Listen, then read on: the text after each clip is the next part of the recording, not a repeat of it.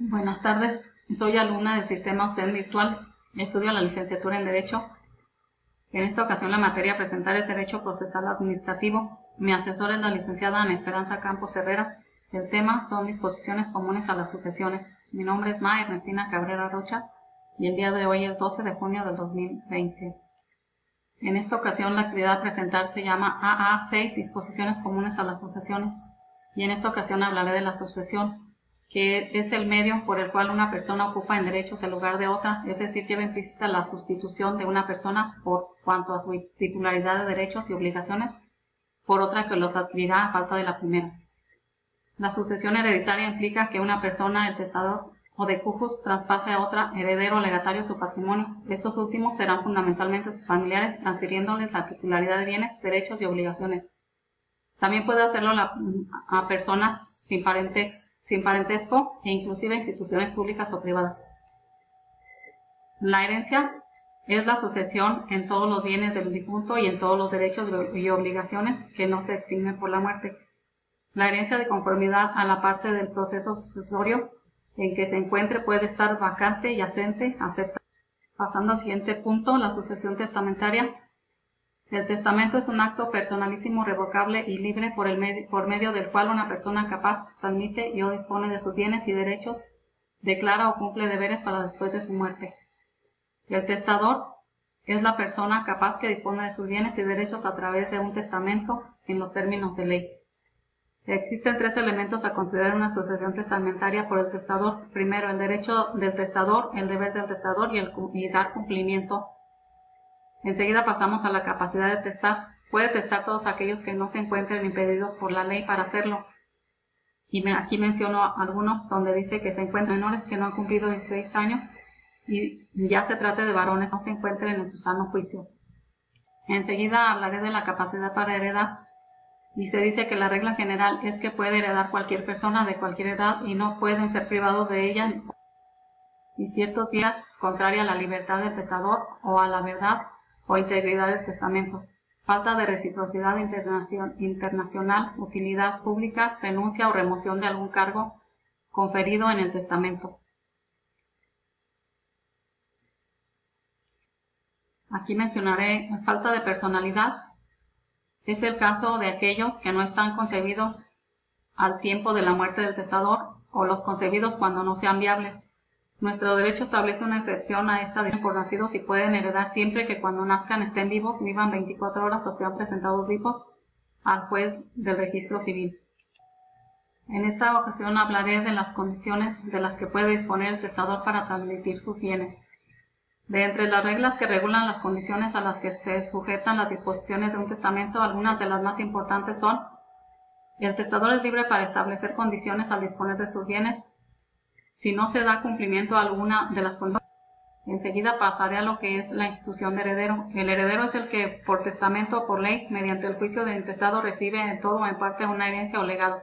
Es a quien se transmiten los bienes, derechos y obligaciones de un cujus en los términos del testamento o en la forma en que disponga la ley en su caso. La sustitución de heredero se presenta cuando el testador nombra en lugar del heredero a uno o más personas para recibir su parte alícuota de la herencia para el caso en que éste muera antes de que el de cujus o que no pueda o no quiera aceptar la herencia. Enseguida mencionaré lo que se refiere a la nulidad, revocación y caducidad de los testamentos. En este caso hablaré de la nulidad y dice: es nulo el nombramiento de heredero o legatario hecho en memorias o comunicados secretos. Es nulo el testamento que haga el testador cuando esté viciado con actos de violencia contra su persona o sus bienes o contra la persona o bienes de su cónyuge o de sus parientes. También es nulo cuando el testamento se hace en contravención a las normas establecidas en la ley. La revocación se dice que producirá sus efectos aunque el segundo testamento o el posterior caduquen debido a la incapacidad o renuncia del heredero o de los legatarios nombrados en el nuevo. La caducidad de los testamentos se refiere a las disposiciones testamentarias. Las disposiciones testamentarias caducan y quedan sin efecto por lo que hace al heredero o legatario cuando estos mueren antes de que el testador o antes de que se cumpla la condición de que depende del que se tome posesión de la herencia, cuando el heredero o legatario adquieren el estado de incapacidad para heredar y cuando renuncia al derecho a heredar. Pasaré a hablar de los legados. El legado es la transmisión de un bien específico y determinado a una persona a la que se llama legatario. Cuando no existan disposiciones específicas para los legatarios en el testamento, estos se regirán por las mismas normas que hay para los herederos. Pasaré a lo que es la sucesión legítima. Y se dice que tiene lugar cuando, siendo válido el testamento, no deba subsistir la institución de heredero. Subsistirán, sin embargo, las demás disposiciones hechas en él, y la sucesión legítima solo comprenderá los bienes que debía corresponder al heredero instituido. Si el testador dispone legalmente solo de una parte de sus bienes, el resto de ellos formarán la sucesión legítima. Tiene derecho a heredar por sucesión legítima los descendientes, cónyuges, ascendientes, parientes colaterales dentro del cuarto grado y la concubina o el concubinario, si se satisfacen en este caso los requisitos señalados por el artículo 1635, a falta de los anteriores, la beneficencia pública. Enseguida hablaré de la sucesión de los descendientes. Si a la muerte de cuando concurran descendientes con el cónyuge que sobreviva, a éste le corresponderá la porción de un hijo, de acuerdo con lo dispuesto en el artículo 1624. El adoptado heredará como hijo, pero en la adopción simple no hay derecho de sucesión entre el adoptado y los parientes del adoptante. Concurriendo padres, adoptantes y descendientes del adoptado en forma simple, los primeros solo tendrán derecho a alimentos. Pasando a la de la sucesión de los ascendientes, si hubiera ascendientes por ambas líneas, se dividirá la herencia en dos partes iguales y se aplicará una a los ascendientes de la línea paterna y otra a los de la materna. Concurriendo los adoptantes con ascendientes del adoptado en forma simple, la herencia de éste se dividirá por partes iguales entre los adoptantes y los ascendientes. Pasando al siguiente punto de la sucesión del cónyuge, el cónyuge que sobrevive concurriendo con descendientes tendrá el derecho de un hijo, si carece de bienes o los que tiene al morir el autor de la sucesión no igualan a la porción que a cada hijo debe corresponder. Lo mismo se observará si ocurre con los hijos adoptivos del autor de la herencia. Si el cónyuge que sobrevive concurre con ascendientes, la herencia se dividirá en dos partes iguales, de las cuales una se aplicará al cónyuge y otra a los ascendientes. De la sucesión de los colaterales, heredarán doble porción que estos. Pasando a de la sucesión de los concubinos, la concubina y el concubinario tienen derecho a heredar recíprocamente aplicándose las disposiciones relativas a la sucesión del cónyuge siempre que hayan vivido juntos como si fueran cónyuges durante los 5 años que precedieron inmediatamente a su muerte o cuando hayan tenido hijos en común. Siempre que a ciencia pública se dice que a falta de todos los herederos llamados en los capítulos anteriores sucederá la beneficencia pública.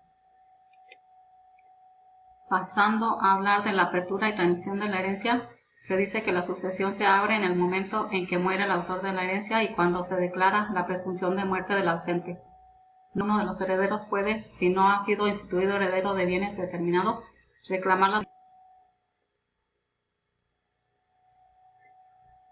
sin que el demandado pueda oponer la excepción de que la herencia no le pertenece por entero. Pasando a otro punto que se llama de la aceptación y de la repudiación de la herencia, se dice que pueden aceptar o repudiar la herencia todos los que tienen la libre disposición de sus bienes. La herencia dejada a los menores y demás incapacitados será aceptada por sus tutores, quienes podrán repudiarla con autorización judicial, previa audiencia del Ministerio Público. Pasando a lo que se refiere al albacea, se dice que el albacea es la persona nombrada por el tutor de la herencia con objeto o fin de ejecutar y hacer cumplir su voluntad en los términos de su testamento. Será el encargado de custodiar los bienes del haber hereditario y hacer la distribución de los mismos entre los herederos y o legatarios conforme a la voluntad del testador. El albacea tendrá que aceptar su cargo en la sucesión, por lo que podemos afirmar que se trata de un cargo voluntario y habiendo aceptado se constituye en la obligación a dar cuenta de su encargo a los herederos por lo que hace al cumplimiento de las obligaciones encomendadas por el testador. Continuando con de los albaceas, no podrán ser albacea el que no tenga la libre disposición de sus bienes. La mujer casada mayor de edad no pueden ser albaceas excepto en el caso de ser herederos únicos, los magistrados y los jueces que estén en ejercicio y jurisdicción en el lugar en que se abre la sucesión. ¿Quiénes pueden ser albaceas? Las personas físicas, las personas morales y los notarios. Características del cargo de albacea. Es un nombre. Para hacer cumplir su voluntad, el testador puede nombrar uno o más albaceas. Funciones. Pasamos a funciones a ejercer en el. Son obligaciones del albacea general la presentación del testamento dentro de los 8 días siguientes a la muerte del testador, el aseguramiento de los bienes de la herencia, la formación de inventarios. Si no lo hiciere eficaz y eficientemente, será removido. Deberá rendir cuenta de su cargo cada año y para confirmarlo como albacea deberá aprobarse su cuenta anual. Al final del mismo deberá igualmente rendir una cuenta general cuando fuere heredera la beneficencia pública o los herederos fueran incapaces. Por último, menciono aquí las referencias en las cuales basé este trabajo, esta actividad. Y pues doy las gracias y espero haber cumplido favorablemente con esta tarea. Muchas gracias.